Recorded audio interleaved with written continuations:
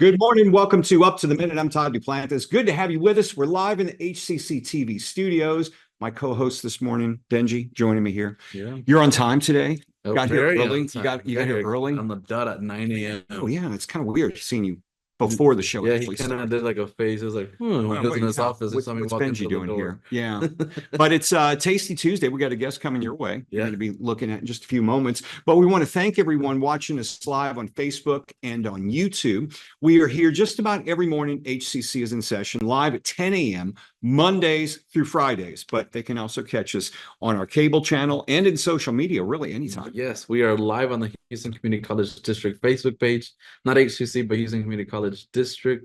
We're also on YouTube, X, LinkedIn, and on HCCTV, where you can catch rebroadcasts of this show at noon, 5 and 10 p.m. Monday through Friday.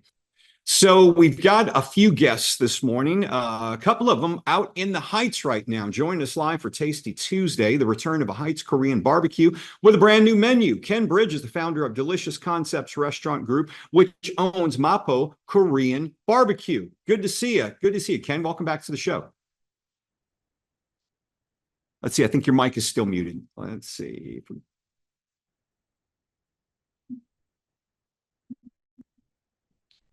Well, he's got his mic there. There we go. Sorry about that. There we go. That's I never all right. muted it. Yeah, good to see you again.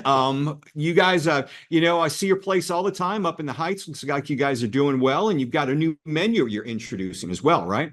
Yeah, we're rolling out a brand new menu, amazing additions to what we're already doing here. And back working with Jordan Asher, we did Ritual together back in the day. Right.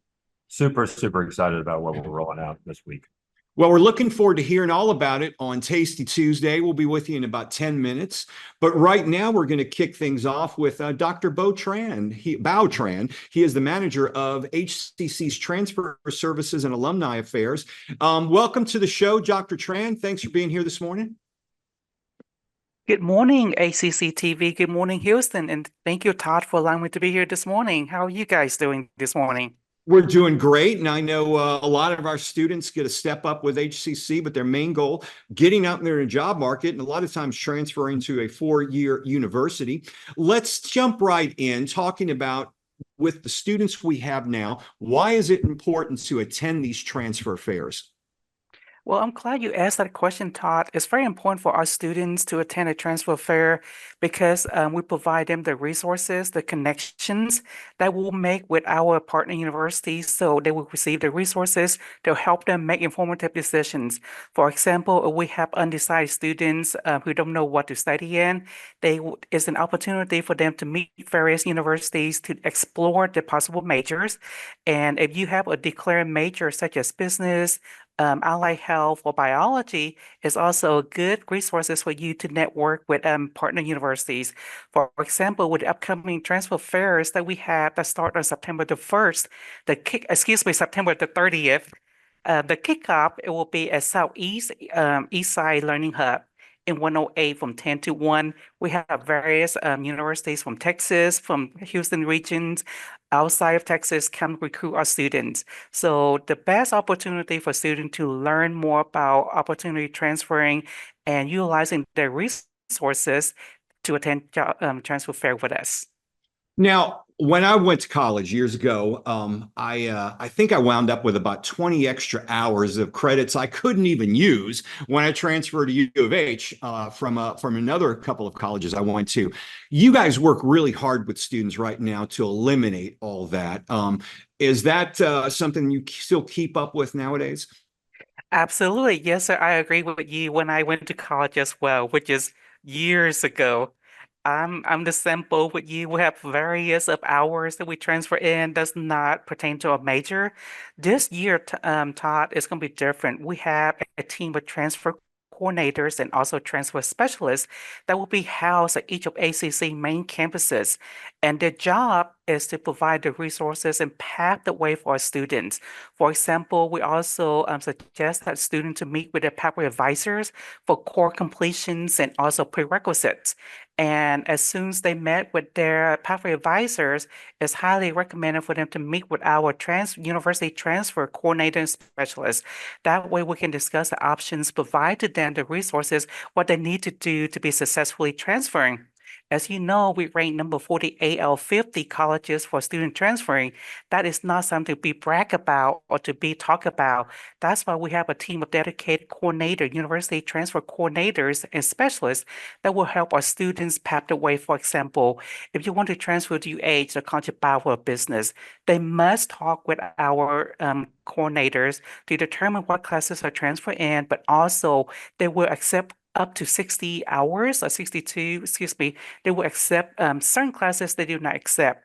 So it's very important for our students to meet with our transfer coordinator and specialist to clear the path. For example, how to write a perfect personal statements, what it need to be entailed in that personal statement. So when they apply and put together all the informations, that will be competitive for them to be accepted. Now, what does it mean when you call something information access? What does it mean to our students? Information access is basically similarly to what we call ours because we launched different programming this year. We call our coffee talks. So with information access, what it does is actually allow students to explore the major, but also at the same time have the open communications with our university transfer coordinator. Hey, I want to transfer to UH, I want to transfer to UT, but I don't really know what to do. So the information access is when our specialists and our coordinator provide them the information. They teach them, like provide them the information on GPA calculations. What do your GPA to be competitive, to be accepted into a particular college and program, and also the personal statement, because you and I, we both know that personal statements very important is the criteria that put together an application packet. So that way our student does not end up with excess hours, just like you and I did, and many other Right. students or many other people who attend colleges. They seek advice from their friends instead of coming to our coordinators and our specialists for the advice that they need. That's what we mean by information access, provide them the resources and connections to our partner universities. Now, what do you mean by the term direct interaction as well? Yes, sir. Well, this year, we try to be a lot more intentional, less transactional. So with direct communications, that mean our team of coordinators and specialists have that partnership with our universities. For example, a series of coffee talks that we have where the university representative will actually come on campus to teach our students the access information, what they need, like when to submit their applications, the deadline for FAFSA, and the deadline to submit their applications would to be early admitted. That is the direct access, direct informations. But this year we try to be a lot more intentional to serve our students. That way our students can be transferred out successfully. And I notice you guys have always tried to make, I know once again, going back to my experience in college, it was a task when you're transferring from one college or a community college to, say, U of H. I had to go down there, stand in lines, do this, get my transcripts. It was before the days of computer and internet. But you guys really worked to make the transfer process to another college or university very seamless, don't you? Yes, sir, I agree with you. And as Sam Tolkien back then, just like how you say, get in line, it was a mess. Now we try to make the services and also provide the services for our students to lift all kinds of barrier for transferring. That's why we have a series of coffee talks and also transfer fair.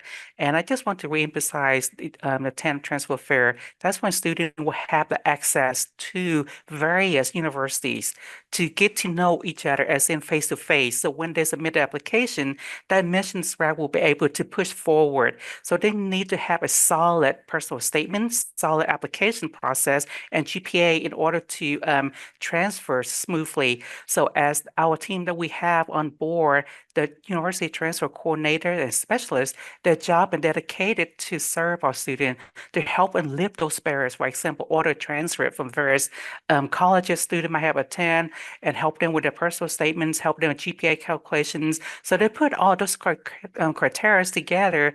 They will have a competitive applications to be compete to be accepted. And you also encourage our students to take advantage of networking opportunities as well. Yes, sir. I do strongly encourage that so that way they can build a network, but also have the resources. Knowing, like I said, they don't know what university transfer. Building that network is important. That's why attending transfer fair, attending our series of coffee talks is very important. That way they build that network. So by the time they're ready to transfer, they have a bucket of resources that will allow them to use that so that way they can pick and choose or at least have the access to know, hey, this is the process that I have to take in order to transfer successfully, but also smoothly because our job is to provide and lift the barriers for our student when they transfer. Dr. Bao Tran is the manager of HCC's Transfer Services and Alumni Affairs. They've got a transfer fair coming up. We're going to have all the information on that in our social media post after the show. Thanks, Bao. Take care of yourself. Thank you, Todd. You too. Thank you for having me. All right. So it is Tasty Tuesday. When we return, Benji's got a special guest going to take us out to the Heights. When I grow up, I want to work in a lab to build robots. From classroom to career, we're with you every step. Register for real-world education at hccs.edu. Possibilities are all around us. Together, we can make real change happen. We're Rotary. We are people of action. Get involved today at rotary.org/action. I'm a first-generation Filipino American. You don't always feel you're a part of the country you live in. It's this weird middle space sometimes that you have to live inside of.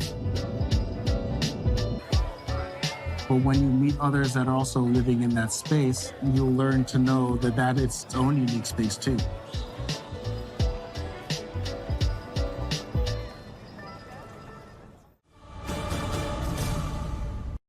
We're back with Ken Bridge, founder of Delicious Concepts Restaurant Group and Mapo Korean Barbecue. Welcome back to the show, Ken.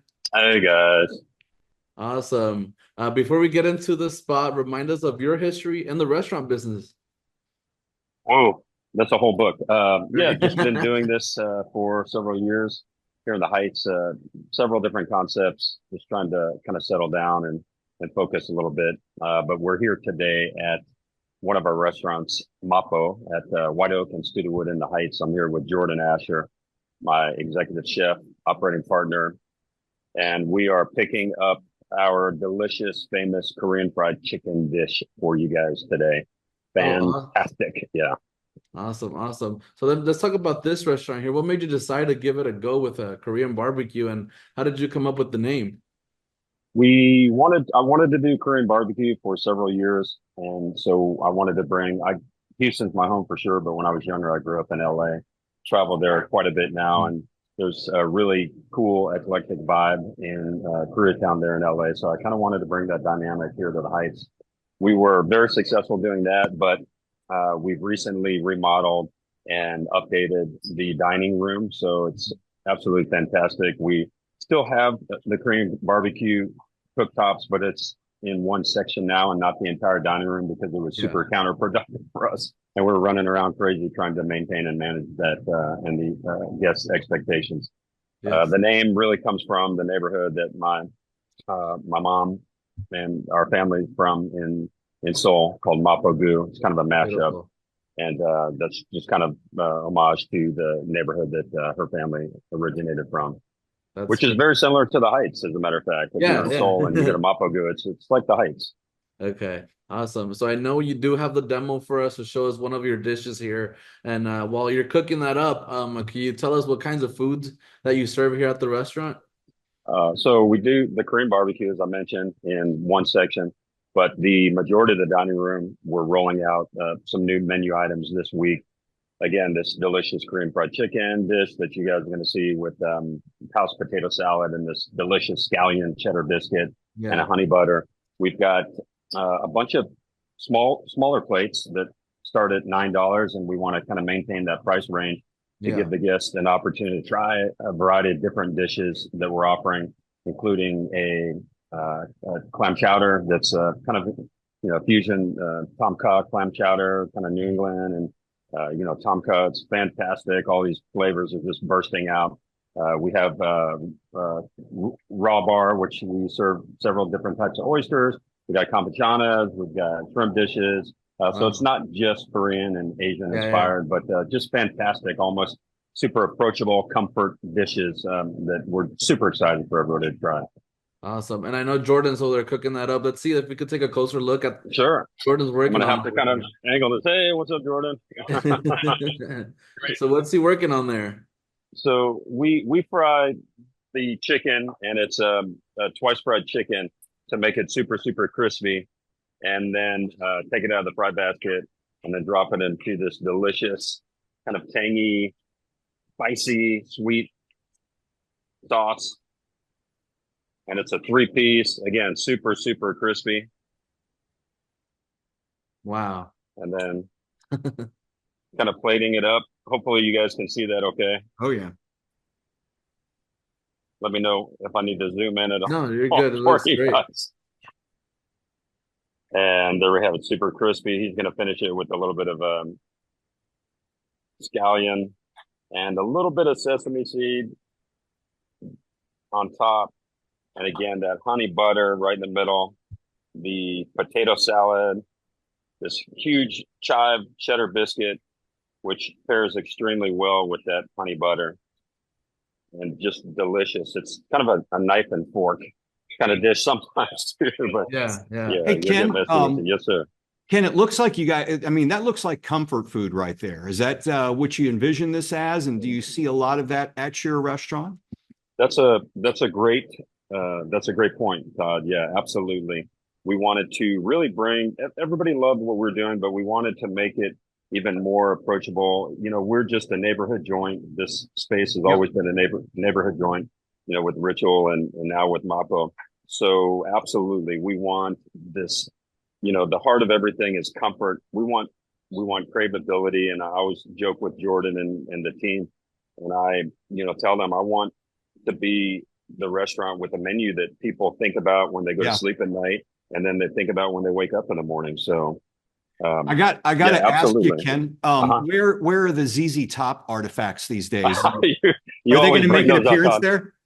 Yeah, they're in storage right now, but you know, and anytime you want to borrow them, Todd, or, you know, check them out, you're welcome to just ring me up and we'll run by and do that. But you know, I want to just focus on, you know, not a spring chicken anymore. So I kind of want to just focus on what we have and kind of expand the Pink's brand a little bit more, as we discussed last time. So what are some of the other dishes that you anticipate? I know you're rolling out the new menu, but what are some of the ones you figure are going to be the most popular ones? I know that everybody loves Korean fried chicken. I mean, that's just like, you had me at fried chicken and then you put the sauce on it. You can't beat that. What are some of the other dishes that you guys are looking forward to introducing to people? We've got, I should have a menu in front of me, but again, some of the smaller plates are, this is one of our larger plates. And what we want to do is we want to, for now, have just one single price range that is super approachable. So this dish that you guys just saw, the Korean fried chicken dish, is on the menu at $20. We've got a rainbow trout that's fantastic, that's on the menu at $20. We've got burgers, and we even have a chicken fried steak. I know it sounds weird, but we kind of brought back the Ritual chicken fried steak. We have a little bit different gravy, and it's just absolutely fantastic. Every single thing on the menu it's literally one of those menus, not to brag, but it's one of those menus where you go and you're just in turmoil because you can't decide what you want to try. And so with the smaller plates, we're able, as I mentioned, to offer a variety of different things for people to try. Well, you know, I wish you'd bring back, you know, I in fact, years ago, I met you at the L. Years ago, and you had something on your menu. Maybe you can roll that out again, but it was this chicken fried oysters, and they had like a chili oil on them. Oh, I remember those. Oh man, those things were to die for. The most decadent, you know, appetizer you could get, but man, those things were to die for. Love to see that on the menu again one of these days. Yeah, we'll see what we can do for you, Todd. Yeah, we may roll that out. Jordan, as I mentioned, is, you know, he and I opened up the original Ritual menu, and he's just a super talented, just excited to be working with him again. And we've got a few surprises up our sleeve here as well, but again, just super excited about the new menu items that we're rolling out. Now, for folks who don't know, you guys are off of Studewood and White Oak in the Correct. Heights. And I know you've had a number of concept restaurants there. That area really is flourishing. I know it's been popular over the years, but man, it's taken off over the last 3 or 4 years, though. It's crazy. This White Oak, we call it the drag or the strip, but bunch of restaurants, bunch of bars now, super draw, not just for the neighborhood, but throughout the city, and people traveling from other cities seek this out as a destinational point. It reminds me of what Washington Avenue was about 10 years ago before it became Club Central. Yeah. It is now. Yeah, the good old days. In the good old days, exactly. Yeah. Well, I've got to get out and see Mapo. Looking forward to that because we get out to that area quite often. When is this new menu rolling out? Is it available now, or when are you guys kicking it off? It is available now. We rolled it out late last week, so we're just getting everything fine-tuned and getting everything dialed in, feeling really, really good about everything right now. Awesome. Ken, and we appreciate you and your chef joining us on the show this morning. Thanks for being here, and we look forward to seeing you. I'm going to be out there soon. Let me know. Thank you so much again, guys. Great to see y'all. Yes, that opportunity. All right. Thanks, Ken. Thank you, guys. Yeah, that's good. I don't think you knew that, but he's got an incredible ZZ Top collection. I was going to ask. Oh, yeah. I mean, you're talking albums, gold albums, all types of memorabilia. Wow. Really cool stuff. Wow. So maybe you'll get a chance to see that one of these days. Anyway, Mapo in the Heights, certainly an inspiration for our students, with starting your own business and, having a number of concepts. He's had several of them. I think he's also was one of the guys who started Pink's Pizza. Oh, wow. Yeah. Awesome. Yeah. Cool stuff. Great Houston staple there. Absolutely. Okay, we've got to take another short break. We'll be back with some news and announcements. Stay tuned. We're back soon. When I grow up, I want to work in a lab to build robots. From classroom to career, we're with you every step. Register for real-world education at hccs.edu. Possibilities are all around us. Together, we can make real change happen. We're Rotary. We are people of action. Get involved today at rotary.org/action. I'm a first-generation Filipino American. You don't always feel you're a part of the country you live in. It's this weird middle space sometimes that you have to live inside of. But when you meet others that are also living in that space, you'll learn to know that it's its own unique space too.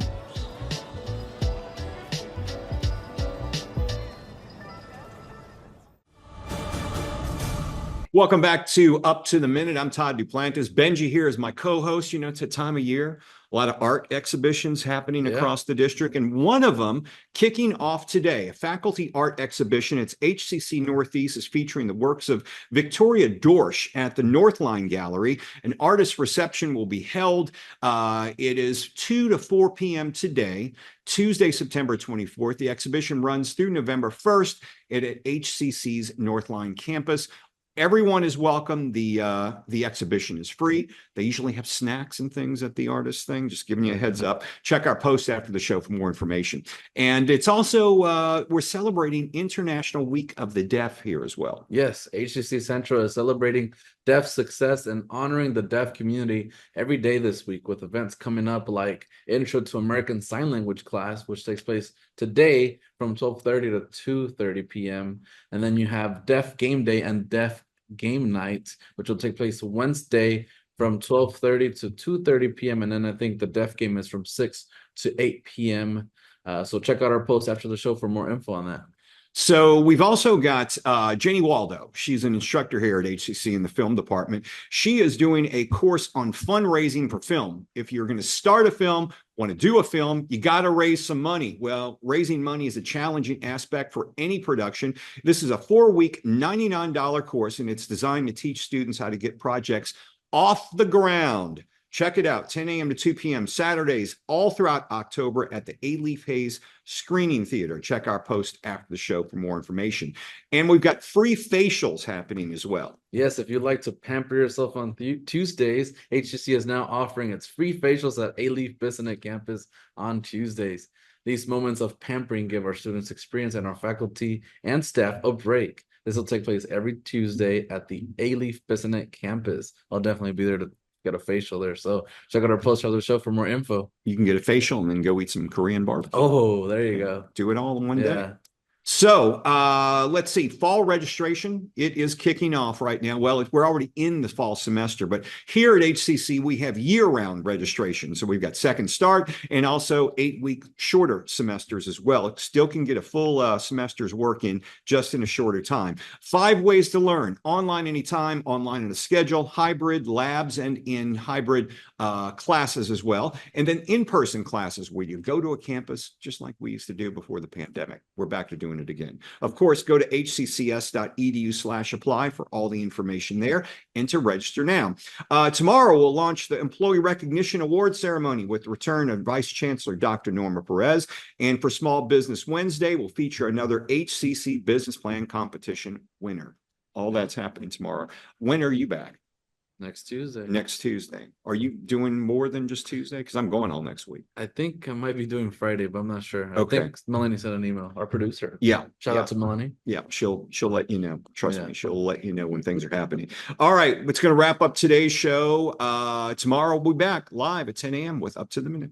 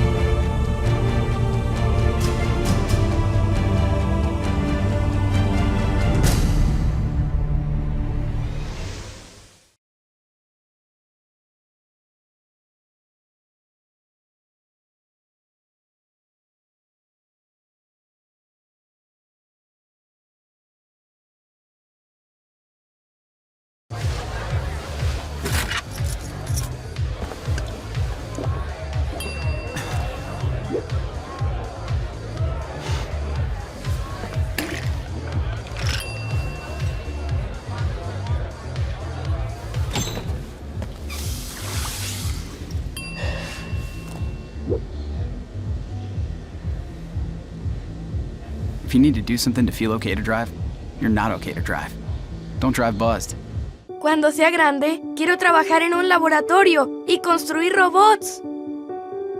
Desde las clases a la vida laboral, te acompañamos en cada paso. Regístrate a la educación del mundo real en hccs.edu. 150 over 90. 180 over 111. 160 over 110. I had a stroke. Your blood pressure numbers could change your life. Lowering them could save you from having a stroke. If you've stopped your treatment plan, restart it or talk to your doctor about creating one that works better for you. Start taking the right steps at manageyourbp.org. Now I'm, trying to get better, stronger than ever. I want to eat apples and bananas. I need to eat apples and bananas. Why can't I eat apples and bananas? Support the Feeding America nationwide network of food banks to help provide meals to those in need. Join us at feedingamerica.org.